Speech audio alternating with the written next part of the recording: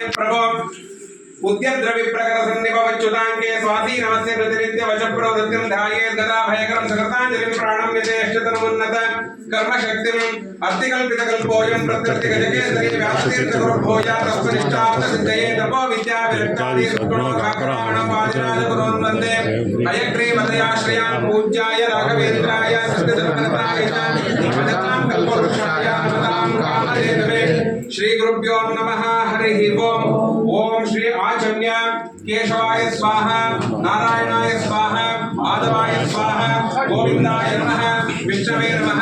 मधुसूदनाय नमः त्रिविक्रमाय नमः वामनाय नमः श्रीधराय नमः ऋषिकेशाय नमः पद्मनाभाय नमः दामोदराय नमः संकर्षणाय नमः वासुदेवाय नमः प्रद्युम्नाय नमः